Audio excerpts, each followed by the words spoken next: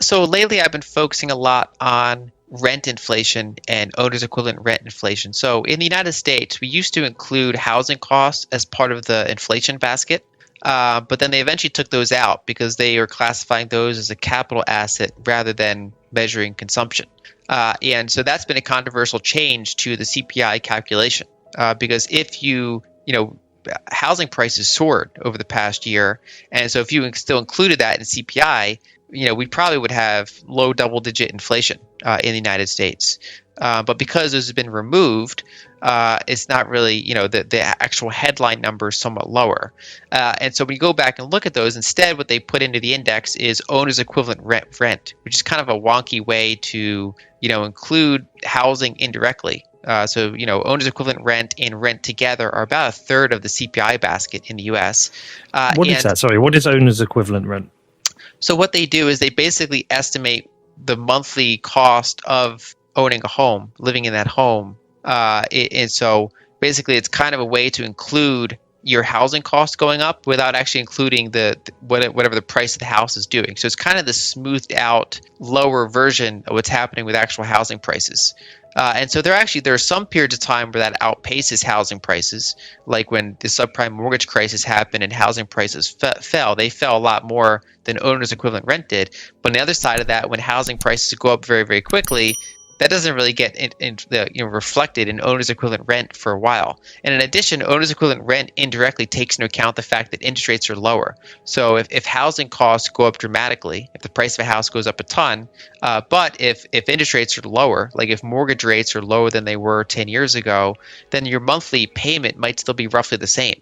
And so that housing inflation won't show up in that owner's equivalent rent calculation. And so when you look at, say, rent information, like rent price increases over the past year or two from, say, companies that focus on that, they're pretty significant. They're double-digit price increases, whereas when you look at rent in the official CPI, it's somewhat lower than that. And same thing when you look at housing prices, they've soared in many areas, but the owner's equivalent rent has kind of been very muted in comparison. But ever since this summer, we are seeing the official CPI calculations for rent and owner's equivalent rent start to turn up pretty sharply. And so that's something I've been focusing on because that's a third of the official CPI basket. That's, a bond market looks at that. All these kind of traditional financial markets look at that. And so that's going to lead to some sticky high CPI numbers for at least a few more quarters. In general, it's hard for inflation to exceed the money supply growth for a long period of time. That's kind of the core of where price inflation comes from, is the amount of money in the system going up. And so in the United States, for example, over the past year, the money supply is growing at about 13% year over year. That's lower than it was in 2020 when you had that gigantic spike, but it's still at above normal levels. In the UK, you're looking at a little bit lower than that, but still somewhat elevated growth levels. And so that doesn't represent like a near-term ceiling, but it's hard to have say CPI go above that for a long period of time. And so you can also look at, say, producer price index. And so, if you look at producer prices going up in the United States, somewhere around 8%. So that, if that were to persist for a while, you could see CPI continue to elevate. And so there's a couple key things to watch as far as that's concerned. And we also can go back to if central banks try to tighten and try to kind of, kill some of the demand, that could kind of temporarily alleviate inflation, but then they start that economic stagnation cycle, and then they probably get into another stimulus cycle.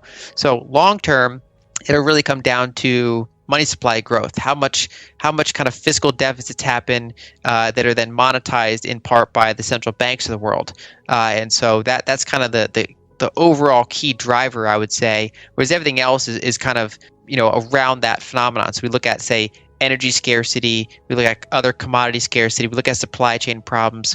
Well, another way to think about it is, over the long run, you can look at that broad money supply growth, and then you can look at CPI growth. And there are some areas where you get pretty high divergence. And so, for example, in, say, the late 1800s United States, you had pretty rapid money supply growth, but as a deflationary period. And that's because, we had all this land that we were expanding into. Obviously, they're natives, but that's a whole nother story of history. So there's all this land they were expanding to. They found oil. They invented the internal combustion engine. They electrified things. And so between the Industrial Revolution of the UK and then all this expansionary land in the US, you had prices be very, very low because you had massive productivity gains, railroads, things like that. And then similarly in the 90s and the 2000s, we've had another decoupling from broad money supply growth and inflation, and part of that's from globalization. So wage pressures have not kept up with money supply growth in especially the United States, but also in some other developed countries, and that's in part because all that all that extra wage pressure, instead the release valve ends up being either in some cases automation, or especially for the United States and others like outsourcing, and so we've kind of arbitrage the geography a little bit in order to kind of keep wage inflation down, which obviously has all sorts of societal consequences, but also kind of keeps CPI a little bit compressed compared to that broad money supply growth. So the combination of the growth of the internet, growth of offshoring has been a very kind of disinflationary generation. But there's signs that that's kind of topping out. We've seen in 2020, 2021, if you have an extremely globalized supply chain, how fragile it can be. We basically sacrificed resiliency in order to make it as efficient as possible. And we're maybe finding out that was the wrong balance. We went too far in favor of efficiency and less towards resilience. And so I think now there's kind of a bounce back towards resilience. We also, of course, have growing tensions between the United States and China. And so I think that basically this accelerated period of globalization is probably behind us. And so adding to the commodity scarcity, this kind of flatlining or even partially reversing globalization is another inflationary pressure to be aware of. My view is that the energy narrative is going to be with us for the decade, meaning that 2010s was all about abundant energy. 2020s is I think going to be a much more scarce energy or high price energy environment. Now that'll still probably come in cycles, because if energy prices get high enough and it starts hurting demand because people can't afford it, and if it causes governments to try to temporarily tighten either their monetary policy or their fiscal policy to rein in that inflation, that can temporarily put the economy into a recession, because you can hurt demand, and so when you hurt demand, that can pull down energy prices, but then they end up stimulating again. And so then we go into the next cycle, and so it won't be a straight line. I would kind of fade these kind of parabolic spikes that you might see in, say, natural gas prices in Europe or coal prices in China, because if price goes up high enough, that can kind of bring on excess supply for a period of time, and also there's that function to potentially cut demand.